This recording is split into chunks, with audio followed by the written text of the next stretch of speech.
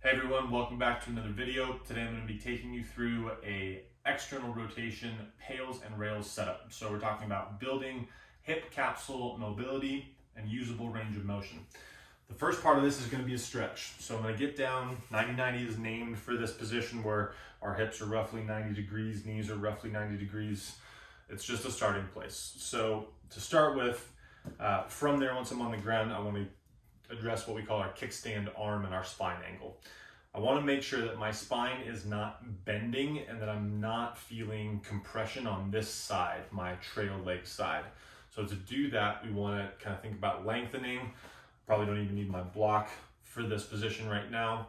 And so here I have a fairly straight spine angle, and that will allow me to not worry about any of this short side compression as I work on this front hip. So from here, I'm just going to start to lean forward, and you can play with this front foot. 90 degrees with the knee is just a starting place. A lot of times you need to start a little bit further in. As we get more and more flexible and mobile, we can bring that foot a little bit further away.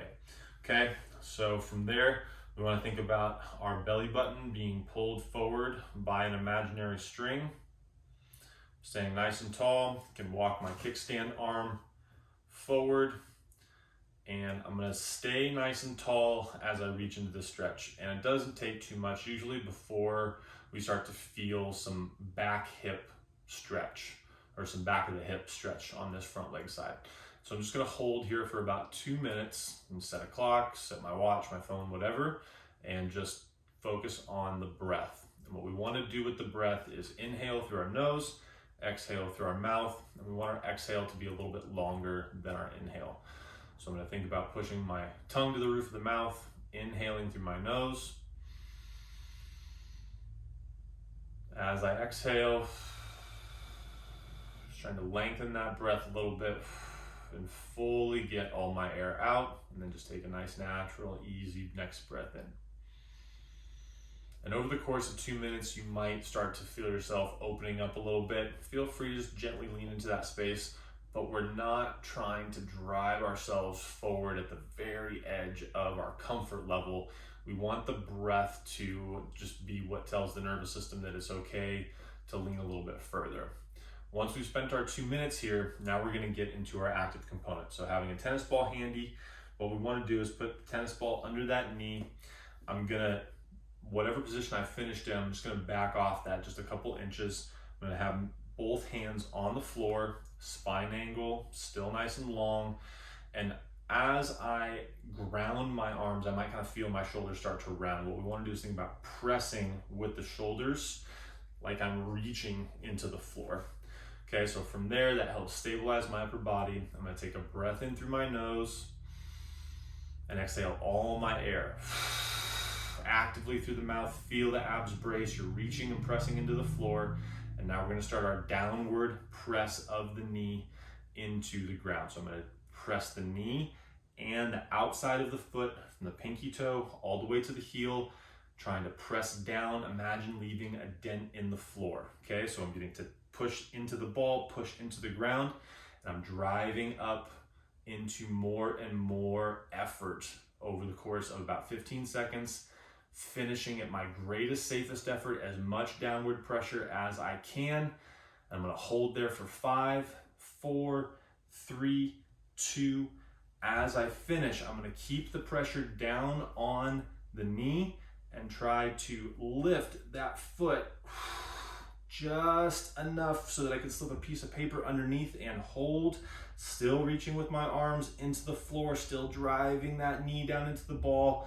Hold for 10, 9, all the way down to 1, and then relax. Okay, so those are our 2 directions of contraction: pails and rails. The downward press of the ball and the downward press of the foot is the pails. The pull up off the floor of that foot is the rails. Okay, if as we do these pails and rails, we're just not, especially as we lift up, getting any movement, what I suggest is going out to the side and do your pails and rails here after you do your stretch with your kickstand arm straight. Okay, so what that would look like is just getting set here, still have my other arm here. Maybe I put it here and take that breath in. Exhale all my air, feel that exhale, compress all of my abs, and then sniff just a little bit in to keep that pressure. And then I'm driving the knee down, trying to depress the ball and trying to get the foot heavy into the floor.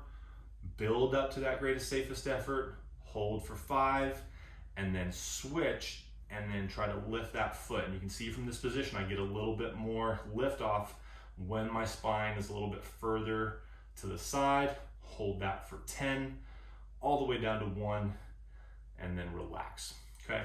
So those are a couple different ways that we can first stretch that hip tissue, hip capsule, that rotational space in the joint, open up a little bit more range of motion from a flexibility perspective, then actively train it with those isometrics to build strength at end range.